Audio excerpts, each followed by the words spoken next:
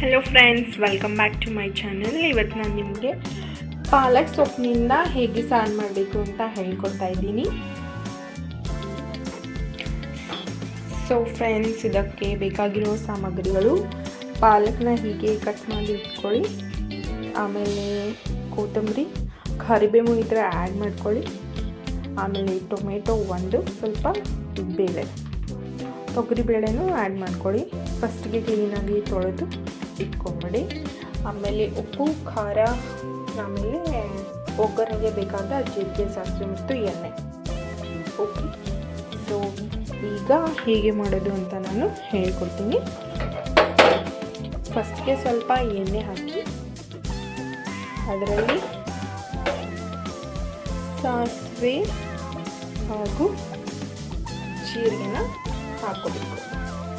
Okay, ಈ ಜೀರಿಗೆ ಸಾಸಿವೆ ಹಾಕಿದ ನಂತರ ನೀವು ಇದಕ್ಕೆ ಪಾಲಕ್ ಹಾಕ್ಬಿಡಿ.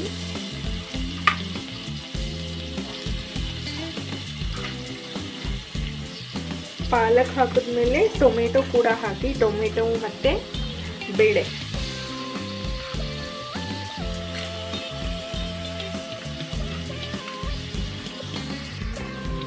ಇವಿಷ್ಟು ಹಾಕಿ ಸ್ವಲ್ಪ ಫ್ರೈ ಮಾಡಿ. ಓಕೆ, ಇಷ್ಟು ಹಾಕಿ ಸ್ವಲ್ಪ ಫ್ರೈ ಆದಮೇಲೆ ಇದಕ್ಕೆ ನೀವು ಕೊತ್ತಂಬರಿನೂ ಹಾಕ್ಬಿಡಿ. ಕೊತ್ತಂಬರಿ ಸ್ವಲ್ಪ ಈಗ ಹಾಕಿ, ಆಮೇಲೆ ಸ್ವಲ್ಪ ನೀರು ಹಾಕಿದ್ಮೇಲೆ ಇನ್ನೊಂದು ಸ್ವಲ್ಪ ಹಾಕಿ, ಸ್ವಲ್ಪ ಹಾಕಿದ್ದೀನಿ. ಸ್ವಲ್ಪ ಹೊತ್ತು ಫ್ರೈ ಮಾಡೋಣ. ಸೊ ಇಷ್ಟು ಫ್ರೈ ಆದ ನಂತರ ಇದಕ್ಕೆ ನಾನು 2 ಸ್ಪೂನ್ ಖಾರ ಹಾಕ್ತಿದ್ದೀನಿ.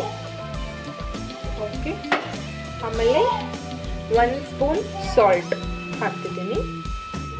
ನಾವು ಮಸಾಲೆ ಜಾಸ್ತಿ ತಿನ್ನೋದ್ರಿಂದ ನಾನು 2 ಸ್ಪೂನ್ ಹಾಕ್ತಿರೋದು.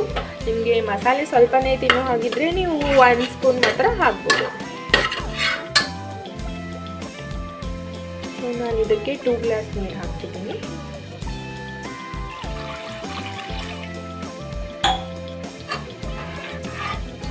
ನೀರು ಹಾಕಿದ ತಕ್ಷಣ ಸ್ವಲ್ಪ ಕೊತ್ತಂಬರಿನ ಹಾಕೊಂಡ್ಬಿಡೋಣ.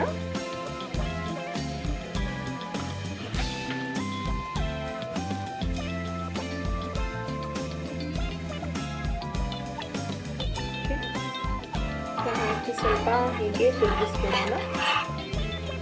ತಿರುಗಿಸಿ ಇದಕ್ಕೆ 5 ರಿಂದ 6 ಸೀಟಿನ ಹೊಡಿಸ್ಬೇಕು. ಓಕೆ ಫ್ರೆಂಡ್ಸ್, ಈಗ ಸಾಂಬಾರು ರೆಡಿಯಾಗಿದೆ. ನಾನು ಇದನ್ನು ಓಪನ್ ಮಾಡಿ ನಿಮಗೆ ತೋರಿಸ್ತೀನಿ ಯಾವ ಥರ ಆಗಿದೆ ಅಂತ.